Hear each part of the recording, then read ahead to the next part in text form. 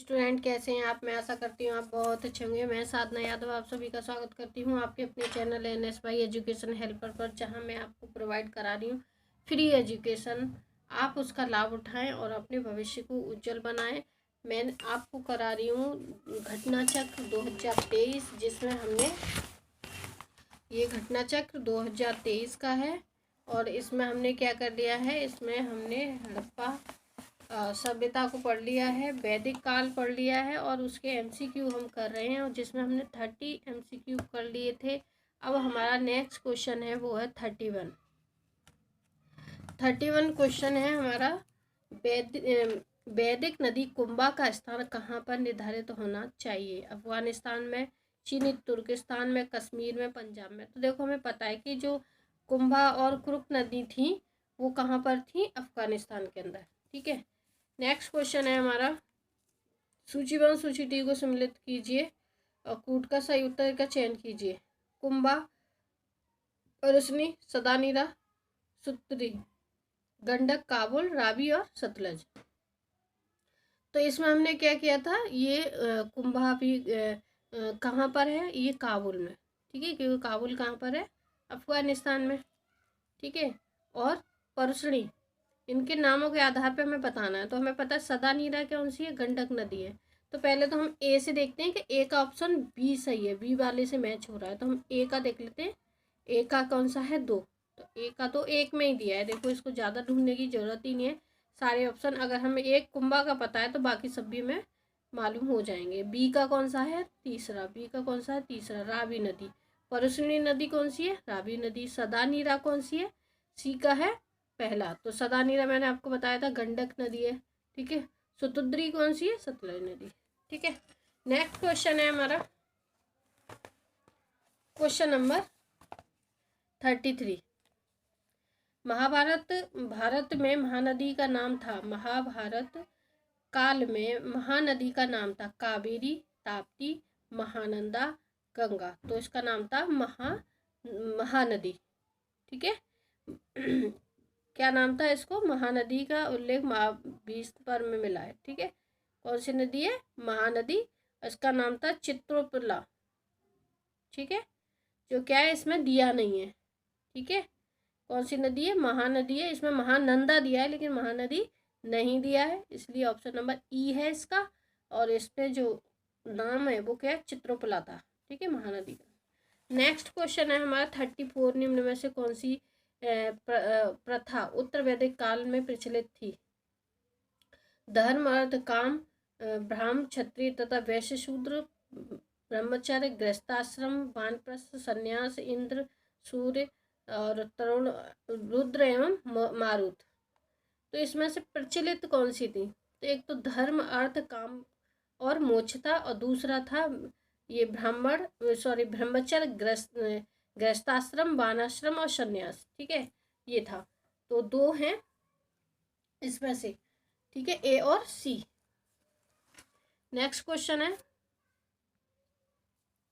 धर्म तथा रीत भारत की प्राचीन वैदिक सभ्यता में एक केंद्रीय विचार को चित्र करते हैं। इस चित्र करते हैं। नंबर 1, धर्म व्यक्ति के दायित्व तथा स्वयं को दूसरों के प्रति व्यक्तिगत कर्तव्यों की संकल्पना था। दूसरा है रीत मूलभूत नैतिक विधान था, जो कि सृष्टि और उसमें अंतर्निहित सारे तत्वों के क्रियाकलापों को संचालित करता था। ठीक है। तो इसमें क्या उपरोक्त में से कौन सा सही है? केवल 2, केवल 1, 1 2 दोनों, या फिर डी, ना 1 ना 2। ठीक है। तो इसमें हमारा ऑप्शन नंबर सही है सी, 1 और 2 दोनों ही विकल्प सही है। ठीक है। भारतीय संस्कृति के अंतर्गत रीत का अर्थ है प्राकृतिक नियम, कृत्रिम नियम, मानवीय नियम, सामाजिक नियम। ठीक है। तो इसमें से कौन सा आंसर है कि जो भारतीय संस्कृति के अंतर्गत रीत शब्द कैसा है? प्राकृतिक है। ठीक है। इसका डिटेल मैं आपको बता देती हूँ। ऋग्वेद में हमें धर्म के विभिन्न दूसरे शब्दों का रीत मिलता है।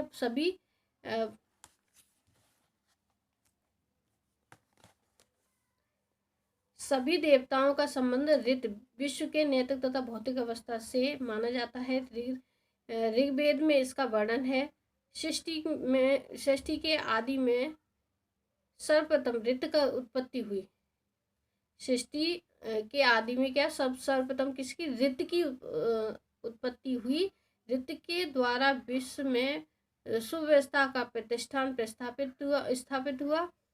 यह विश्व की व्यवस्था का नियामक है। निम्नलिखित वैदिक देवताओं के लिए इनको पुरोहित माना जाता है। अग्नि, बृहस्पति, कोष व इंद्र। Question number 37।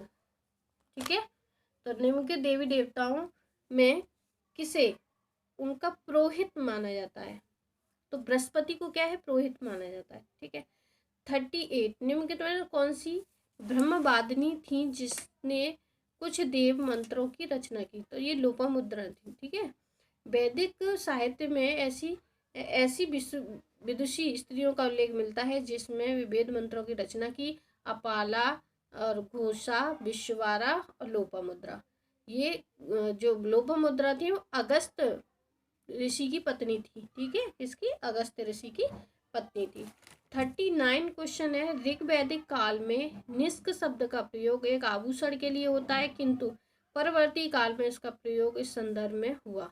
शस्त्र, कृषि, लिपि या फिर सिक्का। तो इसका जो प्रयोग हुआ था सिक्के के रूप में। ठीक है, इसका प्रयोग किसके रूप में हुआ? सिक्के के रूप में।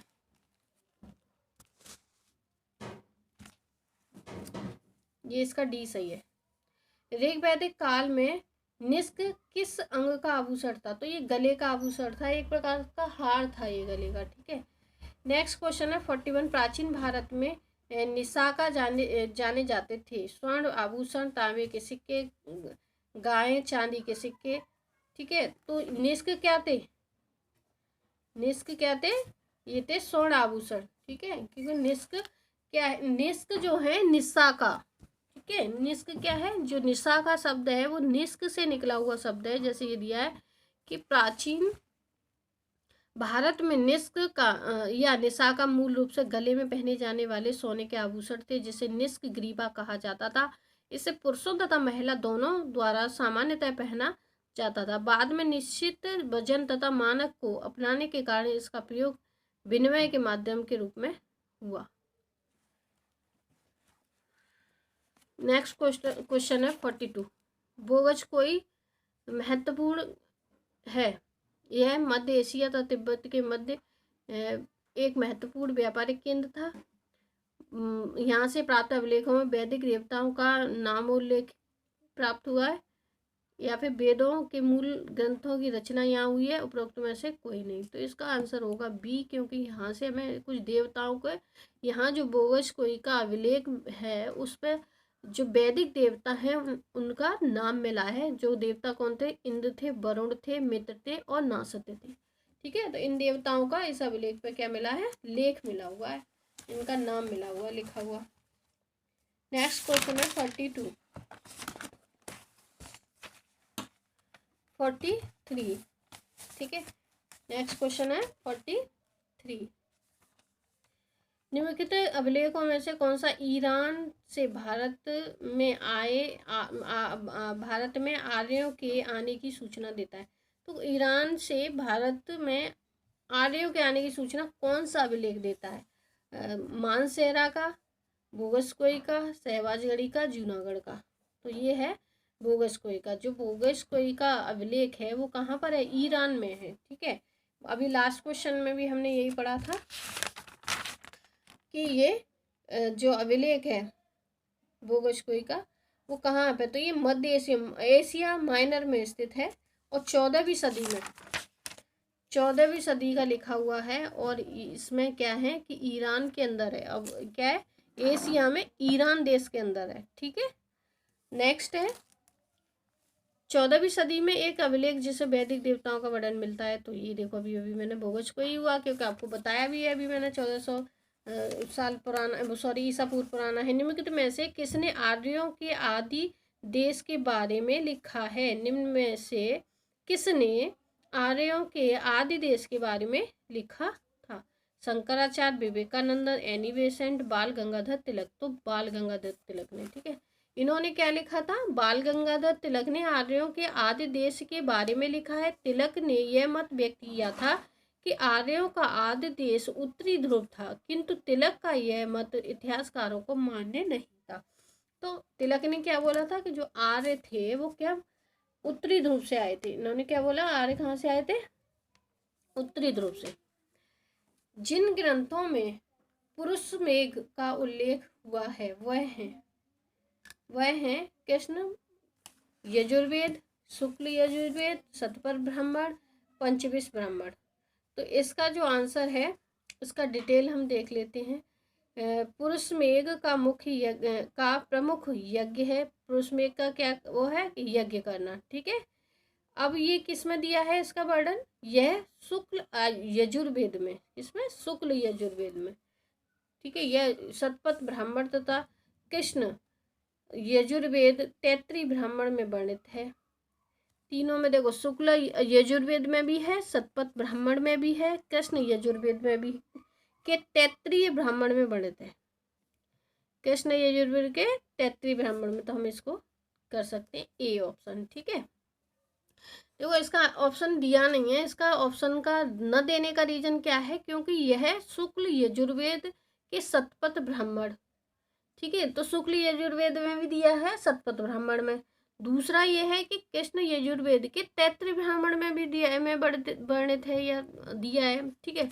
तो इसलिए इसको अब नाम दोनों दे रखे हैं, ठीक है। तो इसलिए कन्फ्यूजन है किसका आंसर को मान्य दिया जाएगा। लेकिन इसमें दिए गए विकल्पों 3 मौजूद होने के कारण उत्तर नहीं दिया जा सकता, क्योंकि 3 विकल्प ऑलरेडी जिसमें है ना। या चौथा विकल्प क्या होना चाहिए था? ये सभी तो सही होता, ठीक है। या फिर इन तीनों को ABC में दिया होता तो भी सही होता, पर कोई नहीं, चलो छोड़ो उसको, आगे चलते हैं हम। Question number 47। शतपथ ब्राह्मण में उल्लेखित राजा विदेह माधव से संबंधित ऋषि थे। ऋषि भारद्वाज, ऋषि विश्वामित्र, ऋषि वशिष्ठ, ऋषि गौतम, राहुगढ़। तो इसका ऑप्शन नंबर डी सही है। जो ऋषि थे गौतम राहुगढ़ थे। नेक्स्ट क्वेश्चन है क्वेश्चन नंबर 52। एक बार हम देख लेते हैं इसको। सॉरी, इसके 48 है क्वेश्चन नंबर। इसमें क्या है? उत्तर वैदिक काल में निम्न में से किसने आर्य संस्कृति का धुर समझा जाता था? किसे? अंग, मगध, कौशल, विदेह, कुरु, पांचाल, मत्स्य, सेन। आदि उत्तर वैदिक काल में नगरीकरण की प्रक्रिया प्रारंभ हो चुकी है और पांचाल तथा इस समय में प्रमुख नगर बन गए थे। ये नगर उत्तर वैदिक काल के मुख्य केंद्र या धुर थे। तो कौन कौन थे? नगरीकरण के मुख्य धुर कौन कौन बताए हैं? इसमें बताए हैं कुरु और पांचाल, ठीक है। नेक्स्ट है गोत्र शब्द का प्रयोग सर्वप्रथम हुआ था अथर्ववेद में, ऋग्वेद में, सामवेद में, यजुर्वेद में। इसका ऑप्शन नंबर बी सही है कि गोत्र शब्द का प्रयोग तो कब हुआ था? ऋग्वेद में।